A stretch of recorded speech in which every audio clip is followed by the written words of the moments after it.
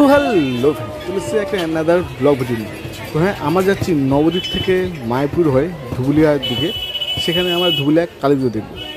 তো চলো, রাত্রিবেলা হতে না হতেই, সন্ধ্যা হতে না হতেই আমরা কিন্তু বেরিয়ে পড়েছি ধুবুলিয়ার কালী পুজো দেখতে। তো হ্যাঁ, এটা জাস্ট একটা ভিডিও মতন করেছি।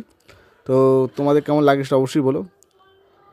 তো by the way, I am Shanu, welcome to my channel Shanu Das vlogs. তো এখানে বলে রাখি, এখানে মানে পাড়ার নাম বলতে খুব কম আছে। এখানে ম্যাক্সিমাম ওই 6 নম্বর, 8 নম্বর, 12 নম্বর এরকম নাম দেওয়া, মানে ওখানে অ্যাকচুয়ালি এয়ারপোর্ট হওয়ার কথা ছিল, সেই সব নম্বরগুলো হয়েছে। তো এটা সাথী ক্লাবে এটা হয়েছে আর কি। তো বেশ সুন্দর জিনিস হয়েছে। তো চলো, এখানে বেশি হ্যাজনে কিছু নেই, একটা দেখো এখানে কালী পুজোগুলো বেশ ভালো সুন্দর করে হয়, সাজানো গোছানো হয়।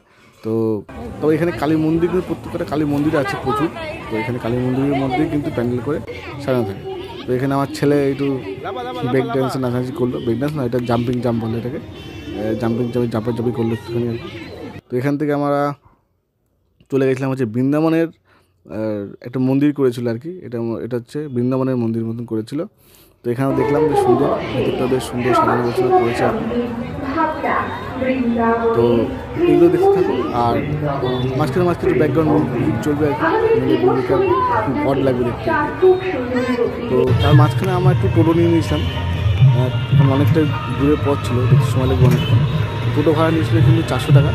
তো মোটামুটি প্রায় অনেক কটা ঠাকুরই দেখিয়েছিল আর কি। আর এদের লাইটিং সজ্জা কিন্তু প্রত্যেক কটাতে খুবই সুন্দর আর খুবই ভালো ছিল। আর ভিড় তো সঙ্গে আছেই। আর ওইখানে কিন্তু একটা জায়গায় দেখলাম বেশ ভিড় করে দেখছে লোকে, লাইন করে দাঁড়িয়ে। ওখানটা হচ্ছে ভূতরা আছে, মানে এটা হন্টেড হাউস করেছিল। তো এখানে লাইন দিয়ে লোকে দেখছে আর কি। আর আরেকটা জায়গায় দেখলাম মানে পাশেই দেখলাম, মানে টিকিট কেটে এন্ট্রি নিচ্ছে, মানে 10 টাকা করে যে দেখতে যাও তাকে ফাঁক দিয়ে ঢুকিয়ে দেবে আর কি, মানে সাইড দিয়ে ঢুকিয়ে দেবে আর কি। তো এটা অন্যরকম একটা ব্যাপার লাগলো, যে এখানেও ইনকাম একটা পদ্ধতি করে নিয়েছে। লাইনটা আপনারা মানে মণ্ডপ থেকে লাইনটা করে দিয়েছে, আর পাশ দিয়ে এন্ট্রি নেওয়ার জন্য 10 টাকা করে আবার নিচ্ছে আর কি।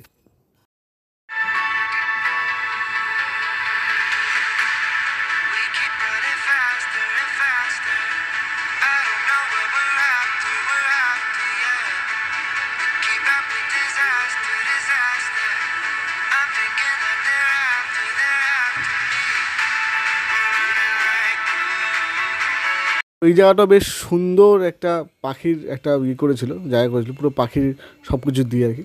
তো দেখো, এনজয় নাও।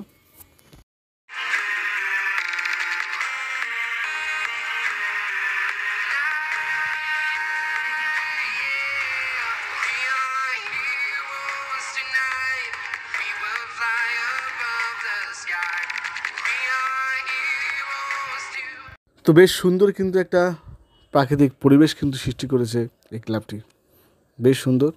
চলুন, ভেতরে কিন্তু আরও বেশি আকর্ষণ আছে। তো হেদনে কিছু নেই, সেটা আপনারা দেখুন আর এনজয় করুন মিউজিক দিয়ে।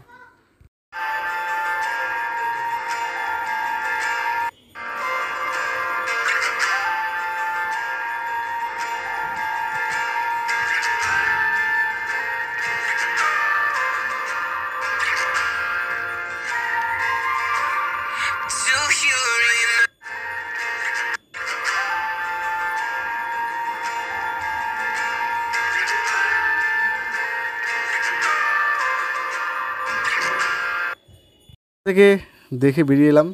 তো এলাম আরেক জায়গায়, এখানে 22 নম্বর যদি সম্ভব, মানে এখানে এত নম্বর ওখানে গুলি যাচ্ছিলো আমার কোনটা কোন নম্বর আর কি। তো এখানে বেশ সুন্দর প্যানেল করেছিল, শিল্পীর জায়গা করেছিল, শিল্পী ছবি তুললাম, সেগুলো ফেসবুক পেজে আছে। সেটা দেখে আমরা বেরিয়ে গেলাম আমাদের নেক্সট। ওটা হচ্ছে ধুবুলিয়ার বড় মা। সেই ধুবুলিয়ার যে বড় মা ছিল, সেই বড় মাকে দেখে এলাম। ওখান দিয়ে লাইটিংগুলো বেশ সুন্দর ছিল, সাজানো একদম।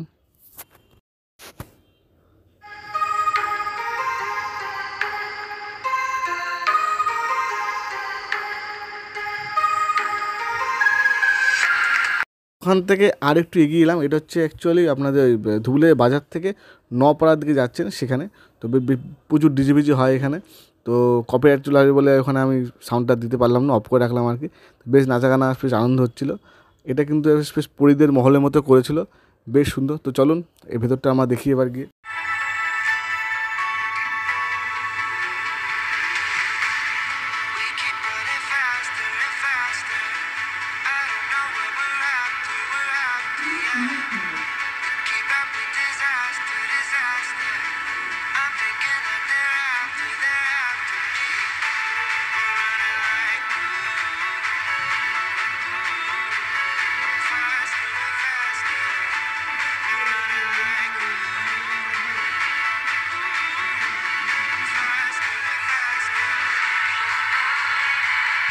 ওখান থেকে দেখে চলে এলাম আমরা রেল বাজারে। তো রেল বাজারে কিন্তু মানে রেল স্টেশন যেটা আর কি, মানে ধুবুলিয়া রেল স্টেশন, সেখানে বেশ সুন্দর সাজায়, মেলাও বসে। চলো এবার সেটাও আমরা দেখি।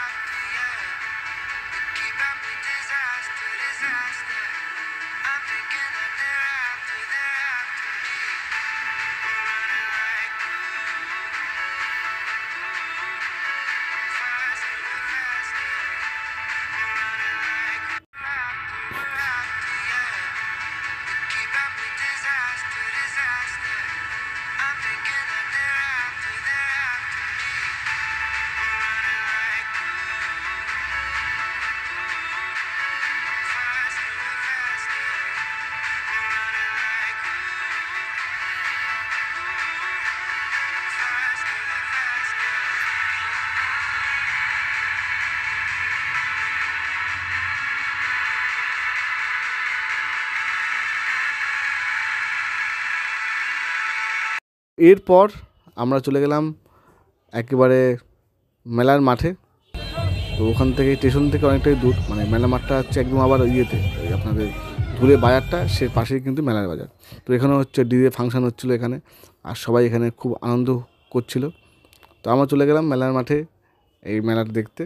মেলাও দেখলাম এবং আমরা দেখলাম এখানকার ভেতরকার প্যান্ডেলটাও।